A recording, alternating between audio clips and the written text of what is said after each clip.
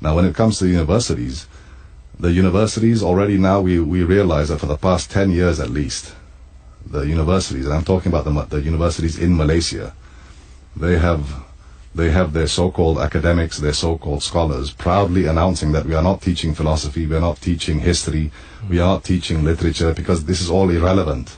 And I remember this was about at least 10, 12 years ago, they were talking like this. Okay. That philosophy, history, all of these things are irrelevant, and therefore we are going to move forward. Now, this is the problem with the Malaysian University of today.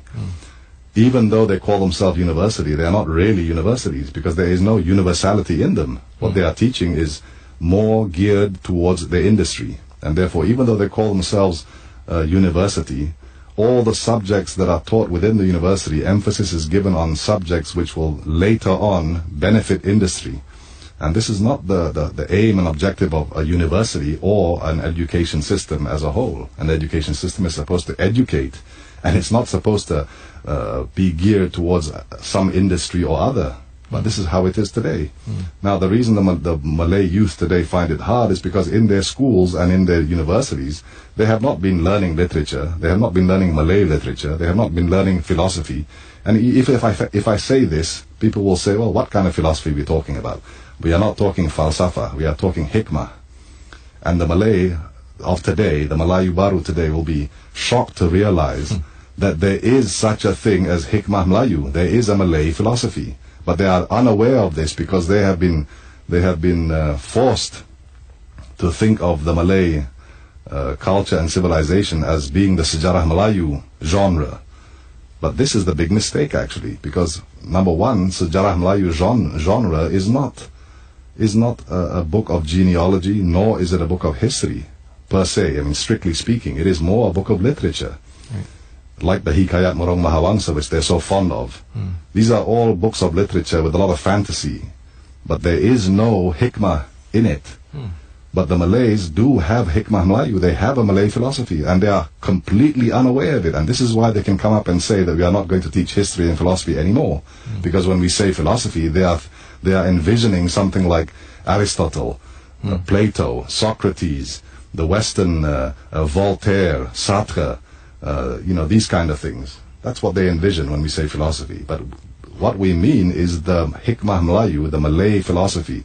And it's very important because, in turn, the mind of the Malay people who are studying these things. And as a result, you will get a more cultured, a more civilized, a more beradab population. But that's not the case today. On the contrary, we have gone backwards.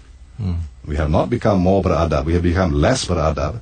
We have not become more cultured, we have become less cultured. And when we start talking about adab, the first thing you think of is, you mean adab sopan. It's not exclusive just to mannerisms or manners. The adab, what we mean is the culture and refinement in civilization and social standing, which is what we don't have. And it's evident everywhere. Just look around you. Just see what is going on outside of your own domain. You can see what's happening outside. Everywhere there's rubbish. Everywhere there's vulgarities. Everywhere there's barbarities. I mean, even in politics. And this is actually one of the biggest problems that we face. It has become moved to the political realm. We have left it up to the politician to decide what we should do for our education system. We have left it up to the politician to give us a direction in terms of education, in terms of civilization, in terms of ethics, in terms of everything. And as a result, we have reduced something which is pure and noble to become something which is vulgar. Datuk, I would like to pursue what you said earlier concerning the Malay philosophy, hikmah Melayu.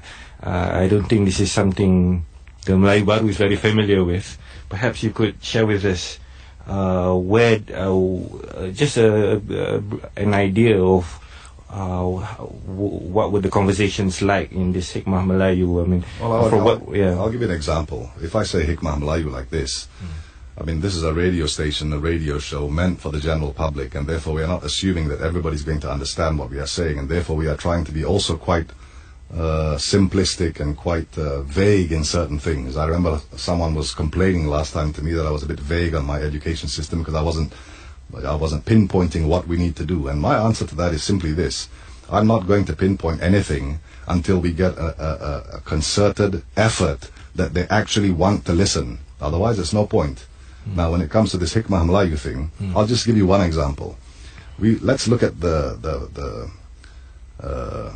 philosophy of, or the Hikmah of Nuruddin Raneri. And this is 17th century, 18th century. Okay. They were talking about Wahdat al-Wujud in that period. They were not talking silly nonsense like we do today. They were talking about this kind of thing, but they were talking about it in such a way that they were using such rich language that they had to also explain the language that they were using, the Malay language, the terminologies they were using, so that people can understand. And not just anybody. It was meant for a certain segment of the population, the ones who were berilmu, what we were saying in Malay language, berilmu, not the awam. Okay. You know.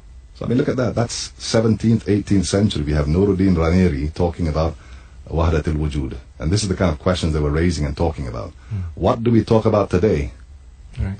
No, I mean, I'm just asking now, what do we talk about today? If we are talking about this kind of thing, we're talking about Wahdat al-Wujud 200 years ago, 300 years ago. What are we talking about today?